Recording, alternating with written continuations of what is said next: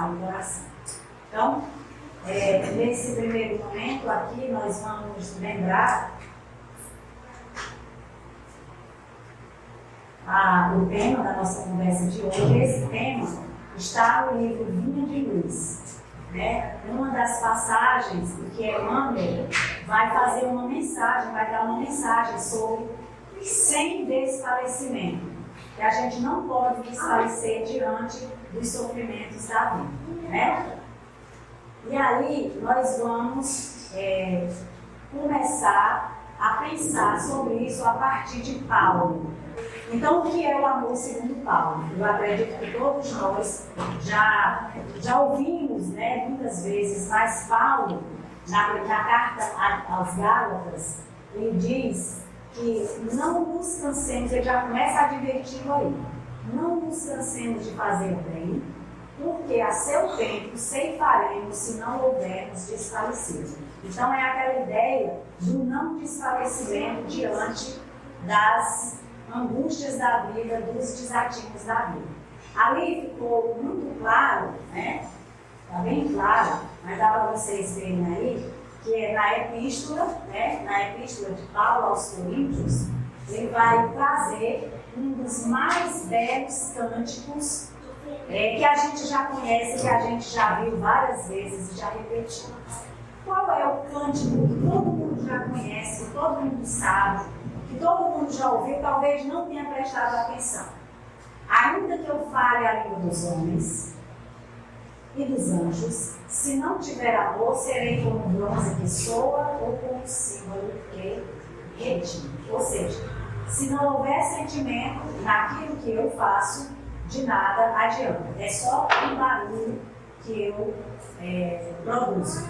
Ainda que eu tenha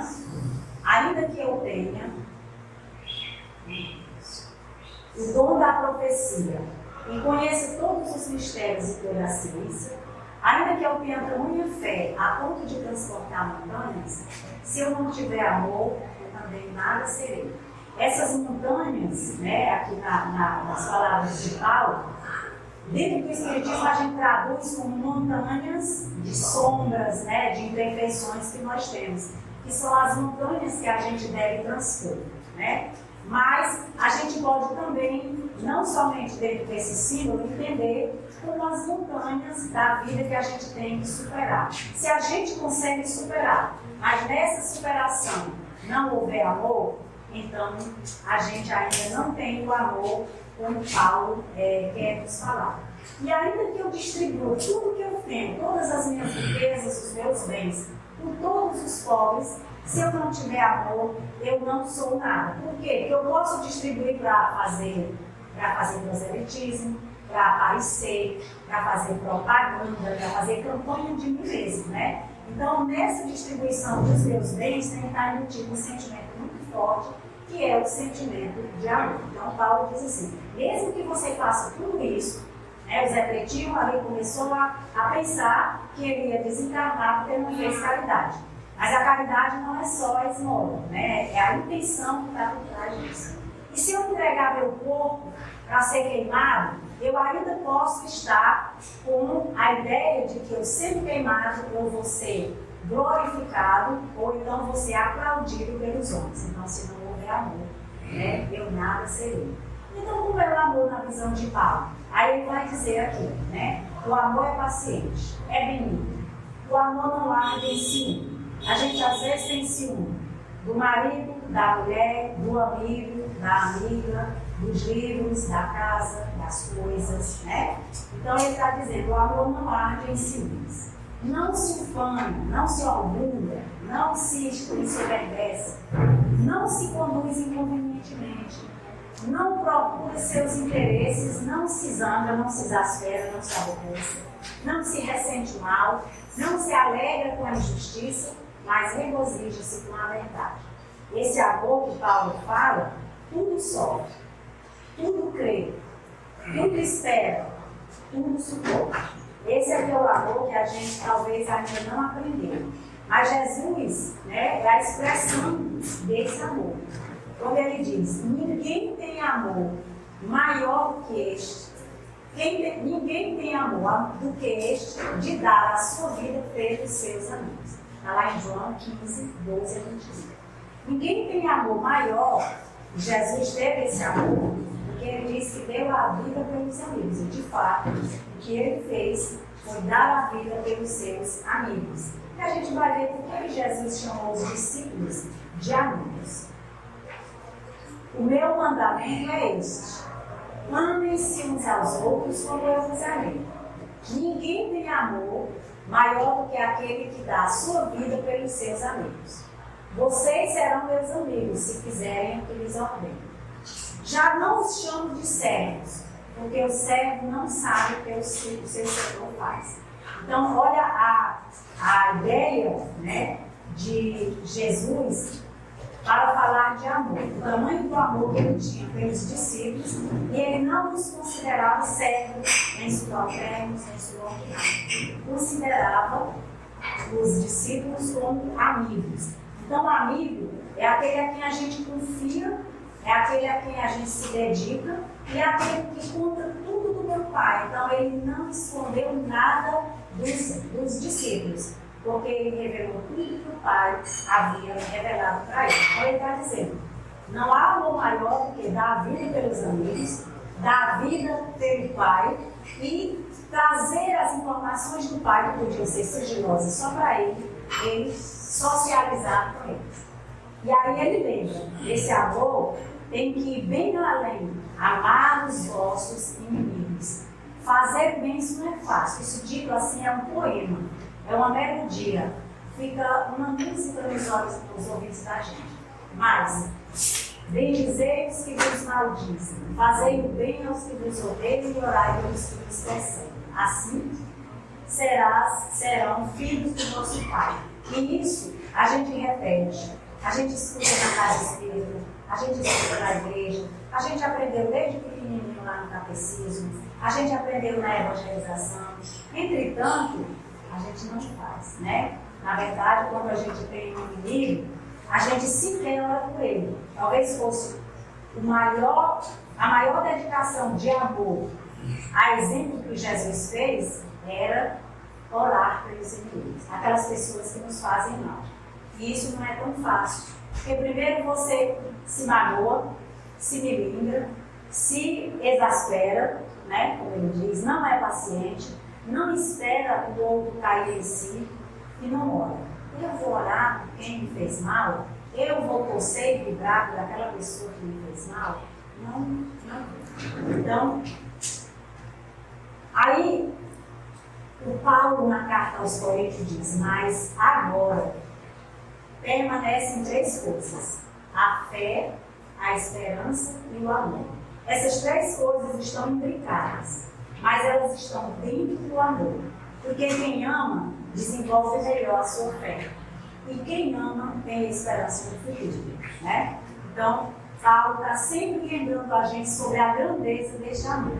Aí tem uma coisa engraçada que o Paulo fala, que é assim: o amor do Cristo nos constrange.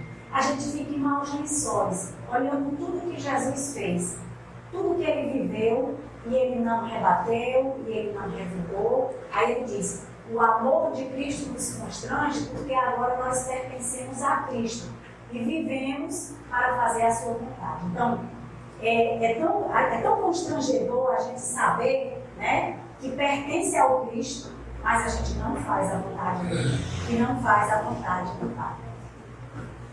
Aqui, quando a gente está vendo o capítulo das bem-aventuranças, nós vamos ver toda a expressão desse amor nas palavras de Jesus, quando ele diz: sim, os discípulos, não só os discípulos que estiveram com ele, mas se todos nós, né, continuadores, né, da proposta de Jesus, pelo menos no nível da informação, mas que ele também seja dentro da nossa vida, ele vai dizer: sobe para Deus, avança para Deus, que significa bem-aventurado, avança para Deus aquele que é pobre de espírito, né?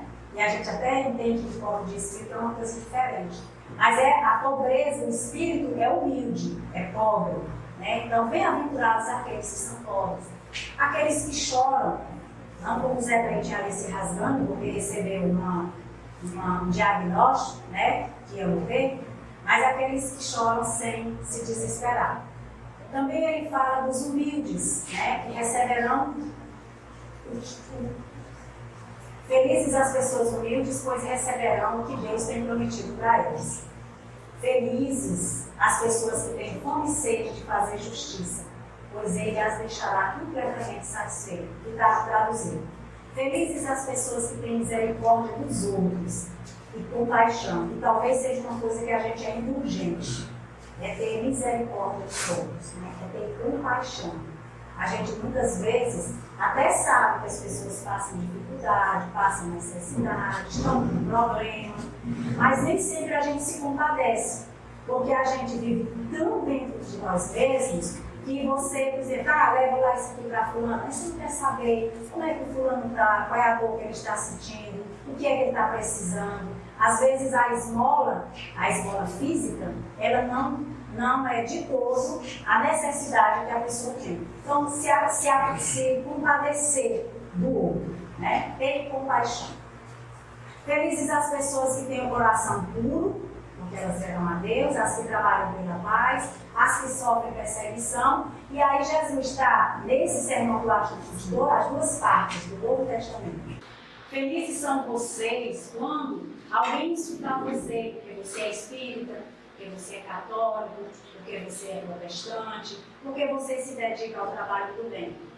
Felizes são vocês quando os insultarem, perseguirem e dizerem todo tipo de calúnia contra vocês, por serem meus seguidores.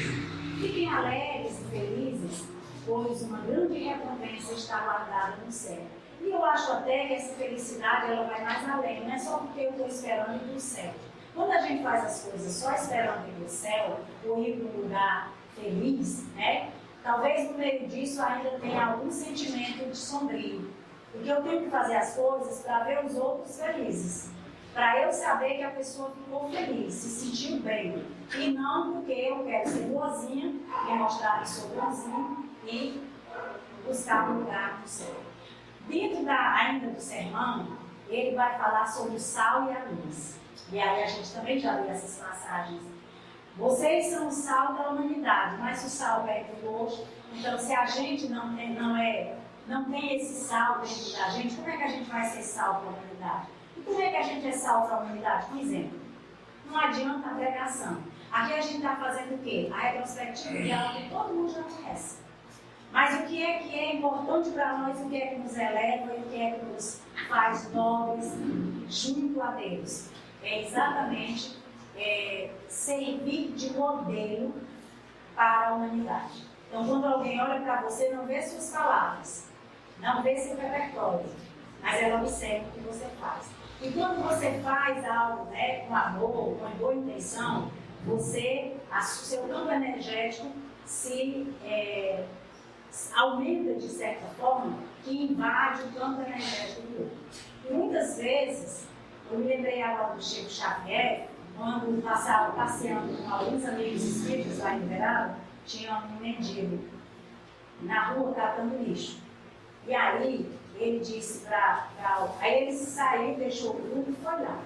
Aí quando ele voltou, aí abraçou o mendigo e tal, e quando ele voltou, aí a equipe que estava com ele disse assim: olha, Chico, coitado, é um sofredor, né? É um espírito ainda muito sofredor, vai passar ainda por muitas dificuldades, deve estar pagando alguma coisa, né? Aí o Chico Xavier, não, meu filho, eu me aproximei dele porque tamanha era a luz que tira daquele espírito da gente. Ele está sofrendo com resignação, ele é paciente e ele tem um alto poder, uma alta capacidade de sobreviver às intempéries que ele está vivendo, sem reclamar. Então, a luz que brilha nele foi que me chamou a atenção e eu fui lá abraçar. Né? Então, esse exemplo, essa luz que sai de dentro de você sem que ela seja percebida como luz, mas ela sai como uma energia que invade o coração dos outros. E aí ele diz: vocês também são a luz do mundo. E alguém pega a luz e bota debaixo da cadeira, bota debaixo da mesa? Não. Então, se nós somos luz, através dos nossos exemplos, das nossas vivências, nós vamos iluminando também o caminho dos outros, né? E como é que a gente ilumina? Só com a orientação? Não, é também com os exemplos. Jesus falou muito, mas diante do que ele viveu e exemplificou, a fala dele fica bem atenta. Porque, na verdade, o que ele fez foi deixar para nós os exemplos. E a lei de Moisés? Jesus veio destruir a lei? Ele disse não. Lá também ele vai dizer, não pensem que eu vim para destruir a lei de Moisés. Né? Porque os judeus não acreditavam que Jesus fosse o Messias. Os judeus não aceitavam Jesus como Messias, nem como Filho de Deus. Né? Então, ele diz, talvez eles pensem que eu tenha vindo destruir a lei, mas eu não vim destruir a lei. Eu vim dar sentido a essa lei para que ela seja exercitada pelas pessoas. E falou sobre o ódio. Ainda no sermão ele diz, se você estiver oferecendo lá no altar, ou alguma coisa para alguém, e lembrar que o seu irmão tem alguma queixa contra você, então, bote a oferenda lá no altar ou no canto, vá pedir perdão ao seu irmão e depois volte, porque assim a oferenda tem valor e tem sentido. Então, a gente, às vezes, no decorrer da nossa vida, quando nós somos imperfeitos, né, muita gente guarda ódios, né, mágoas, raivas, é de partidos, é de pessoas, é de presidente, é de parente, é de quem aderiu ou esta ou aquela identidade, é de quem é desta ou daquela religião. Que tipo de irmãos somos nós, né? Cada um vai escolhendo o caminho que precisa trilhar e que se sente bem trilhando aquele caminho na chegada para Deus, né? Na ida para Deus. Então, ele diz, vai logo, faz as pazes com o teu irmão, depois vem e coloca a oferenda. Então, assim, eu ofereço a Jesus todo o meu sacrifício. Jesus diz, quais? Eu ofereço a Jesus as minhas renúncias. Tens renunciado realmente? Por quê? Né? Quais as renúncias que você tem feito na vida? Ou você está sempre atrás da zona de conforto? Daquilo que é fácil, daquilo que é adequado e é conveniente para a minha vida. Né? Não vou perdoar, deixa para a próxima encarnação. Né? E não é bom deixar para a próxima encarnação, porque a gente já sabe o que acontece. Outra coisa que ele nos lembra é o juramento. Sim, sim e não, não. Como diz Paulo, né, aquele que segue a Jesus, fica meio constrangido, porque seguir a Jesus é seguir fazendo a sua vontade. E a gente tem que se perguntar sempre quando é que a gente não está fazendo a vontade de Jesus. Quando é que a gente não está seguindo. Qualquer topada errada que a gente der, a gente tem que parar e meditar. Poxa, o que eu fiz não foi legal. A vingança. A vingança. Vocês ouviram o que foi dito lá na lei de Moisés. Olho por olho, dente por dente. E o que é que eu venho dizer? Olha, isso não é fácil. Se alguém te bate a face, oferece a outra.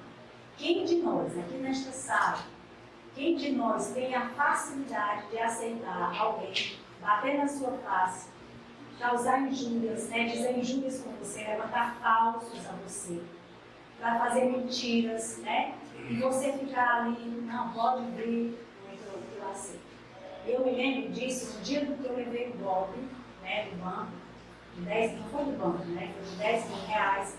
Eu fiquei muito aborrecida com a pessoa que me aplicou o golpe. E quando eu cheguei aqui no centro, no mesmo dia, né, foram 10 mil reais, quando eu cheguei no centro no mesmo dia, eu vinha muito mal, assim, muito acabada de ter caído naquele golpe e ao mesmo tempo um prejuízo. Mas eu saí de lá e os meus meninos disseram, mãe, a senhora vai, assim, tudo foi. Terminando de resolver, mais ou menos às 18h30. E eu vim, e aí eu disse, meu Deus, o Senhor ensinou a orar pelos inimigos. Eu nem conheço o meu inimigo, eu nem sei quem foi, né? Eu só escutei a voz no telefone, mas era a voz de uma mulher. Eu vou visualizar essa mulher e vou começar a orar por ela, né? Pedir a Deus que ela não faça mais o que ela fez, para não penalizar ou causar sofrimento a outras pessoas. E fui tentando orar, mas era assim, sabe, meu Deus, e no final, quando eu estava atendendo a criatura, que ela disse, seu cartão foi não. Fizeram uma compra no seu cartão de mais de 4 mil reais, você tem que bloquear seu cartão agora. E aí você vai bloquear, né? Bloqueia, digite sua senha e eles leem, né? Através do algoritmo, eles leem quais são as senhas que você está digitando e assim eles aplicam um pouco. E aí eu fiquei pensando na voz daquela mulher e no final, quando eu disse, pronto, terminei. Aí, muito obrigada, Deus te abençoe. O que eu disse para a Lagoa, né? Deus te abençoe. Depois, imediatamente, já me vi aquele negócio, se é um golpe e tal. E aí fui resolver, e aí fiquei na vinda para cá, na mesma noite, né? Eu vim, quando cheguei aqui, tinha uns 3 ou 4 pessoas para eu atender. Quando eu me sentei para atender, eu ouvia como se fosse uma voz, assim, né, na minha cabeça, né? Aprende a perdoar.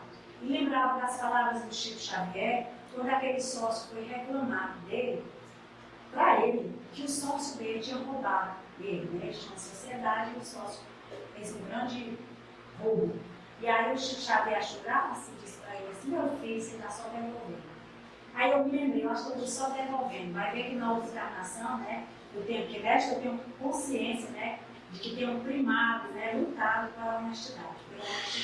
Mas quem sabe se foi não acontece nada por acaso, né? Então eu tinha alguma dívida que eu precisava pagar e veio dessa forma.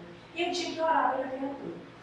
Então eu comecei a orar, eu dizendo para meus colegas, né, no canal Universo assim, tu vai orar. Para quem faz isso contigo, tu vai orar. Eu digo, mas o que a gente aprende no Evangelho? Não é amar os vossos inimigos, não vou lá abraçar a moça que me roubou e vou dizer, olha, eu te amo. Não é assim. Mas eu vou começar a orar para eu não desenvolver uma raiva por ela e não ficar com aquilo, né, no coração. Então, a vingança, o povo diz que é um prato que a gente come cru, eu nunca quero saborear esse prato. Deus me livre. Então, ame os amigos, ame os seus amigos e odeie os seus inimigos. Era o que os discípulos ouviram muito. Mas ele disse, eu digo o contrário, amem os seus inimigos. E aí a gente vai finalizar com essa passagem dos 500 da Galileia. Jesus havia desencarnado. Já tinha visitado, Maria já tinha visitado Jesus, ele já tinha ido ao templo, já tinha encontrado com os apóstolos, e já estava prestes a ir de vez, né? E eles estavam todos saudosos de Jesus, tanto a multidão que o seguia, quanto os discípulos, né? Pedro estava reunido com os seus amigos, né? Os apóstolos. Na verdade, eles são discípulos, né? Porque apóstolo é aquele que vai divulgar a doutrina lá na frente. O discípulo é aquele que aprende que viveu com Jesus. Então, os 12 eram discípulos de Jesus. Apóstolo, né, vai divulgar a doutrina de Jesus, mas não viveu. Paulo é o apóstolo, não é discípulo. Paulo é o apóstolo porque ele não viveu com Jesus, havia ouvido a sua palavra, divulgando, mas ele passou a ser um apóstolo da mensagem de Cristo, né? Então, eles estavam reunidos. E outro grupo foi se reunindo ao pé do monte, eles estavam com muita saudade de Jesus. E eles pensavam assim, se Jesus ainda aparecesse uma última vez, né? E é aqui, né, que ele vai dizer que numa tarde de azul profundo, de reduzida comunidade de amigos do Messias, ao lado da pequena multidão, reuniram-se em prece no sítio solitário. João havia comentado as promessas do Evangelho. Foi nesse instante de indivisível grandiosidade que a figura do Cristo assomou ao mundo, iluminado pelos derradeiros raios de sol. Era ele. Aí ele vai falar do sorriso de Jesus que desabrochava, de tudo que emanava daquela visão que tocava a todos eles. E aí Jesus começa a falar sem dizer uma palavra para os 500 da Galileia. Ele não esboçou verbalmente nenhuma palavra, mas, segundo o Espírito Humberto de Campos, no livro Boa Nova, eles ouviram tudo que Jesus falou, né? Eles lembraram de tudo. Aqui ele diz, meus amados, a cada um se afigurou escutar na câmara secreta do coração, quando ele diz, eis que retorno à vida em meu Pai, para regressar à luz do meu reino. Enviei meus discípulos como ovelhas no meio de lobos, e vos recomendo que lhes sigais os passos do escabroso caminho.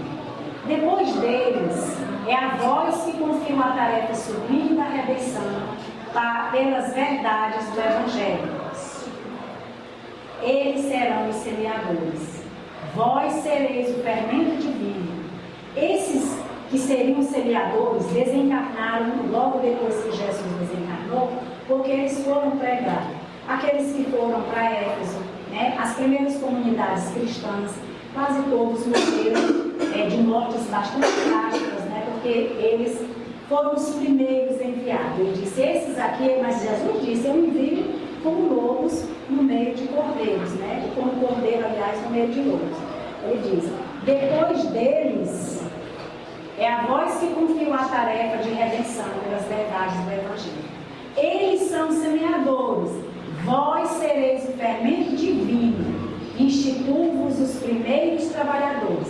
Quando a gente diz que nós somos os trabalhadores da última hora, né, a partir do Evangelho, né, do Consolador prometido, a gente lembra que não fomos os primeiros trabalhadores, mas quem sabe se a gente reencarnado não viveu naqueles tempos, né? Eu não sei o que acontece quando eu estive em Israel, eu estive na igreja do Galicano, eu tive uma sensação muito grande de que naquele tempo de Jesus, eu estava ali, não como um seguidor, mas talvez como alguém que estivesse ajudando a condenar Jesus. Então eu chorei torrencialmente dentro dessa igreja. O povo olhava, mas era assim uma coisa, eu me escondendo, era como se ali eu tivesse lembrado que eu tinha dito, ao invés de Jesus, eu tinha dito Barrabás, né? A gente não sabe, porque nós não sabemos quantas vidas, quantas existências nós já vivemos, né? E quando eu estive no Mar da Galileia, andando no barco, foi outra sensação que eu tive muito forte. Então a gente diz assim, nós não somos os trabalhadores da última hora. Jesus vai aliciar os trabalhadores. Chama os primeiros, os segundos, os terceiros, né? A gente é chamado como os últimos trabalhadores, nós hoje, os cristãos, né? Mas será que a gente também não já viveu nesses outros momentos, né, de martírio? E talvez por isso hoje a gente tenha uma certeza maior da presença de Jesus em nossa vida. Não importa a religião que professemos, mas importa o que fazemos e como entendemos Jesus dentro de nós.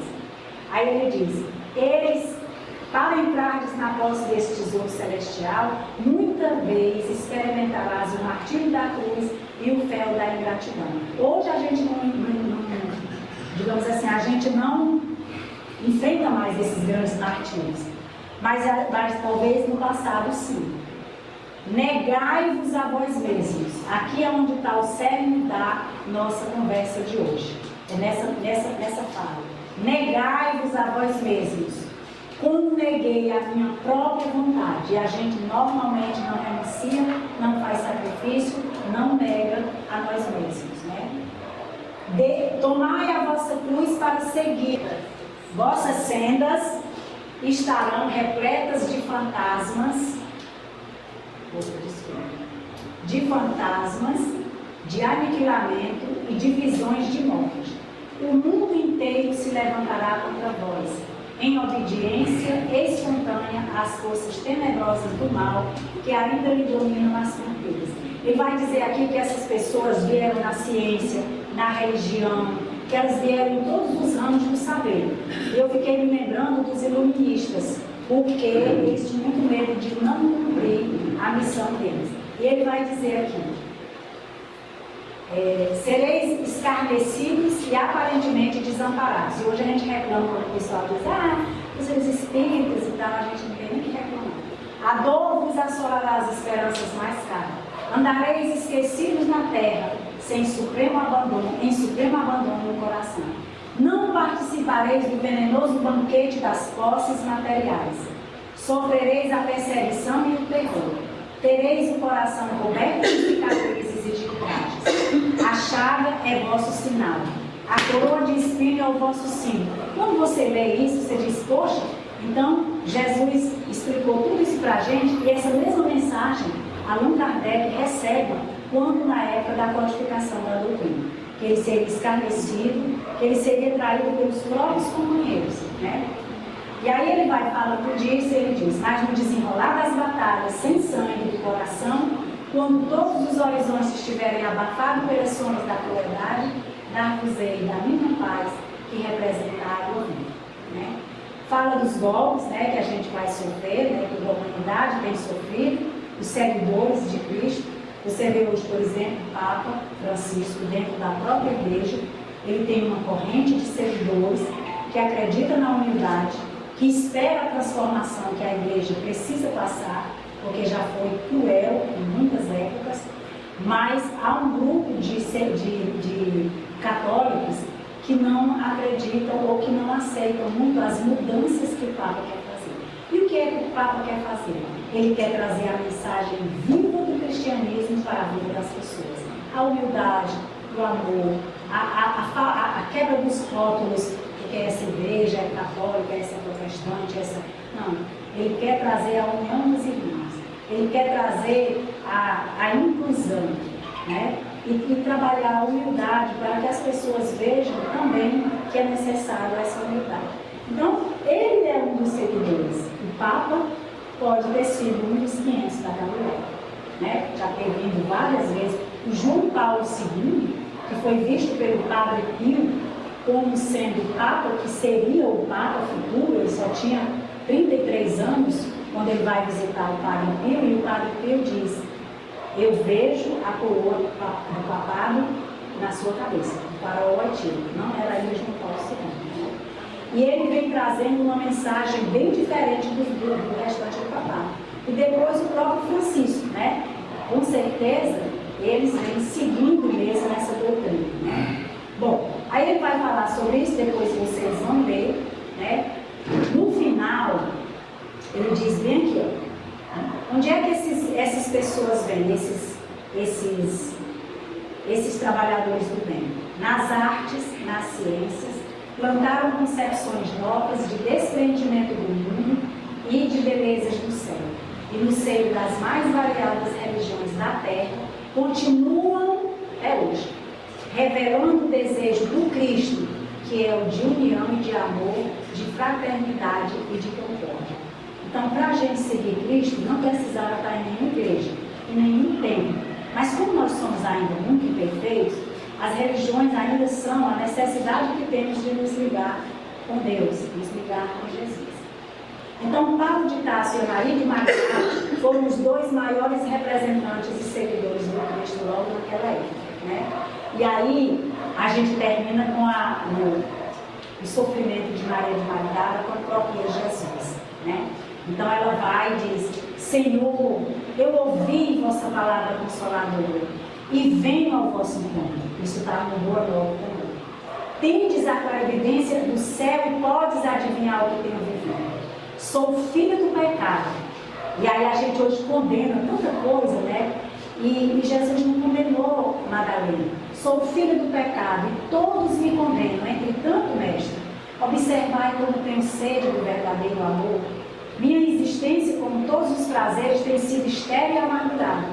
Ouvi vosso amoroso convite e vim. Ela foi. E aí ele diz, Jesus, entendendo Maria de Madalena com profundidade, diz assim: Maria, levanta os olhos para o céu e regozija-te no caminho, porque escutaste a boa nova do reino e o reino de Deus te abençoa. Acaso poderias pensar que alguém no mundo estaria condenado ao pecado eterno? Né? E aí ela já levanta outra questão. Deus é misericordioso. Ou então o amor de nosso Pai? Onde então o amor do nosso Pai? Nunca viste a primavera das flores sobre uma casa em ruínas? As ruínas são as criaturas humanas, porém as flores são as esperanças de Deus. Sobre todas as falências e desventuras próprias do homem, as bênçãos de Deus descem e chão. Sentes hoje, Maria, este sol a te iluminar. E aí ele diz que entende Maria, que ela diz assim: Senhor, eu tenho amado, mas tenho sede de amor. E aí ele vai explicar sobre essa sede. Sim, tua sede é real. Porque o amor que ela estava falando era o amor carnal, o amor que ela se entregou. Mas agora, né, ela estava querendo de fato seguir a Jesus. E aí ele diz que o mundo se viciou e o mundo passou a chamar amor uma coisa que não é amor, de jeito nenhum. Todos que passam, olvidando que o caminho por onde todos passam é de fácil acesso. e de marcha sem edificação. O que verdadeiramente ama, conhece a renúncia suprema a todos os bens do mundo e vive feliz na sua senda de trabalho para o difícil acesso à redenção. Ele vai dizer que o amor sincero não exige satisfações passageiras. E aí a gente pode perguntar assim, como é que tem sido as nossas formas de amor? Nós já estamos no século XXI. Nós já reencarnamos várias vezes. Nós já passamos por várias religiões. Hoje nós estamos aqui na doutrina espírita. Como é que tem sido o nosso amor? A doutrina espírita é tão clara que não tem subterfúgio nem tem mistério. Tudo é dito às claras, a gente não pode dizer que não sabia. Então o que é que nós estamos fazendo? Depois ela vai dizer que não, ele vai falar que o amor de uma mãe é tão grande, né, que supera a muitas coisas. Ela diz, mas eu não posso ter filhos, eu sou estéril. Aí ele diz que ela vai cuidar dos filhos dos outros, né? Longo é o caminho, difícil é a caminhada, estreita é a porta, mas a fé remove os obstáculos. Nada tema, é preciso crer somente. E aí vai conversando com Maria de Madalena, né, sobre essa questão do amor. E aí no finalzinho ele diz assim, que ela não deixe de continuar se cuidando daqueles outros filhos, né, que ela não teve, ela não deixa. Aí ela vai no vale dos leprosos, ela pega a lepra, mas ela tem um desejo imenso de ir a Jerusalém. E Pedro, que apesar de ter estado com Jesus o tempo todo, ele era mais grosseiro e preconceituoso. Então Madalena queria ir com eles para Jerusalém. E ele não deixa. Porque naquela época a mulher não valia nada, né? Então Madalena para ele, ainda tinha assim uma invejinha, né? Porque Jesus gostava muito de Madalena. Porque realmente a resignação dela foi muito grande. Então ela vai, e aqui a gente vai finalizando quando ela diz, superando todas as dificuldades, lá chegou para rever a mãe de Jesus, onde desencarnou. Porque quando ela chega bem pertinho de Éfeso, né, vejam a evangelista, ela já desencarna. No momento do seu desencarne, viu Jesus em toda a sua grandeza espiritual, que a recebeu dizendo, Maria, já passaste a porta estreita, amaste o mundo, venha, eu te espero. E aí, concluindo, né, e não nos cansemos de fazer o bem, porque a seu tempo ceifaremos, se não houvermos desfalecido. Nós começamos com essa passagem, né? Da carta de Paulo aos Gálatas. E não nos cansemos de fazer o bem, não importa onde e a quem, se é amigo ou inimigo, se não é parente, aderente, alguém indiferente, não nos cansemos, porque o exercício do amor não pode cansar no coração.